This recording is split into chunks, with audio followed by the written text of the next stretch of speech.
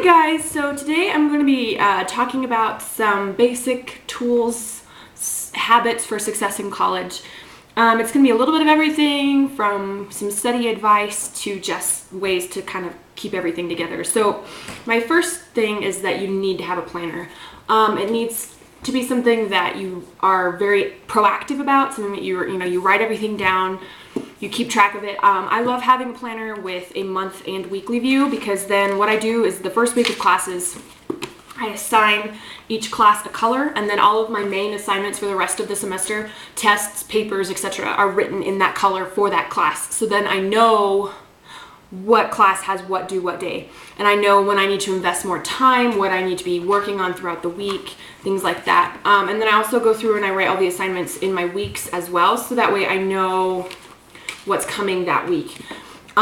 So one of the things with having a planner is that you won't miss assignments. I've known people that because they didn't have the assignment written down anywhere but the syllabus, they don't look at the syllabus after they get it, so they didn't know what day an assignment was due. So they're either rushing at the last minute to finish it, or they haven't worked on it at all. They don't have an assignment to turn in, so then they get knocked off points.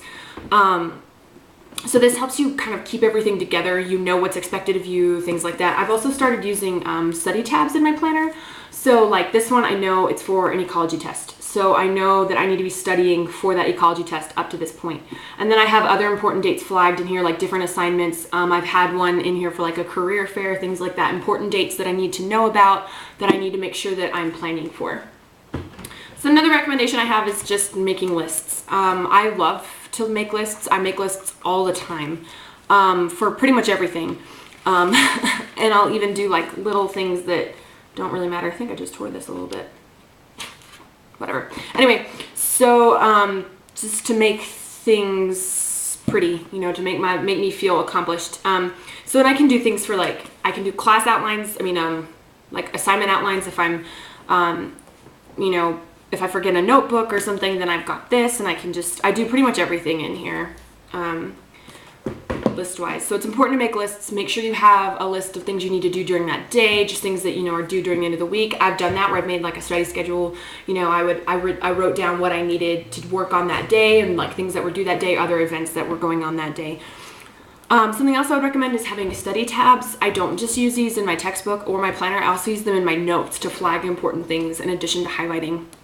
So I especially use them if like my teacher says this will be on the test, so then I can put a flag there, and when I'm studying I can say, okay, this is something that was said was going to be on the test, so I know to focus on that, to know how to do that, etc. And I'm not one of these people in like writing classes, but in math and science classes I get lost really easily. So something I found really helpful, I have this LiveScribe Echo pen, and I don't know if you guys have ever heard of them before. They're really nice. You take notes with it like you would any other pen, but it records your lectures. So it's got a recorder as well as a micro dot reader. The paper has special little dots on it, and so it records what you're writing. And so then all you have you plug it into your computer, and all of your notes are then transferred to your computer. And you can also click or tap on the notebook with your pen, and it'll play what you were writing down play what was being said while you were writing down. So it's really, really helpful. I found it really, really helpful. I've used it in chemistry, in physics, and in calculus, and I found it very, very helpful.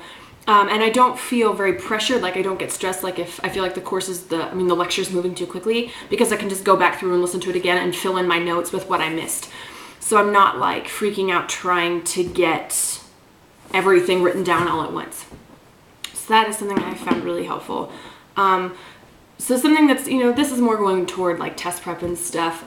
So one really valuable thing I've found is, and this is like clinically proven, I wear this lotion. This is Country Apple from Bath and Body Works. Not that that really matters, but it's a strong scent. That's what matters. And so I wear it while I'm studying, and then I wear it when I go to take the test, because your brain forms pathways, and it associates that smell with the information you were studying. So you can remember it by wearing this.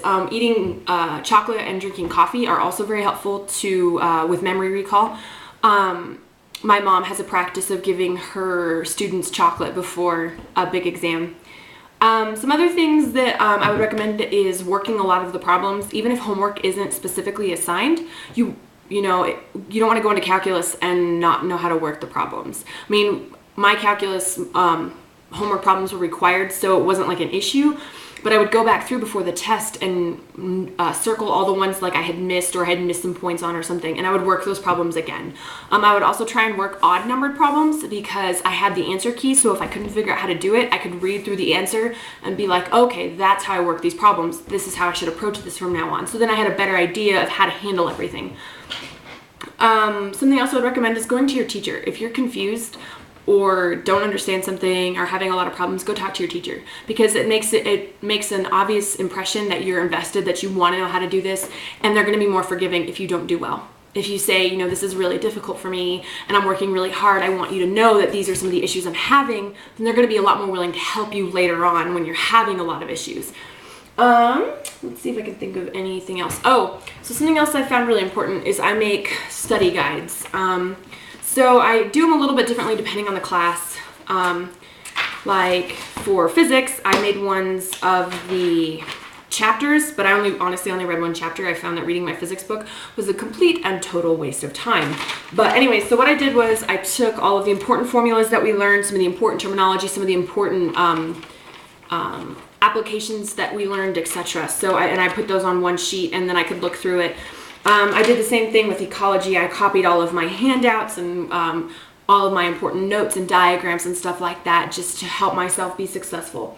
So I think that's all I've got for today. I wish you guys the best of luck, and I hope you enjoyed this video. Bye!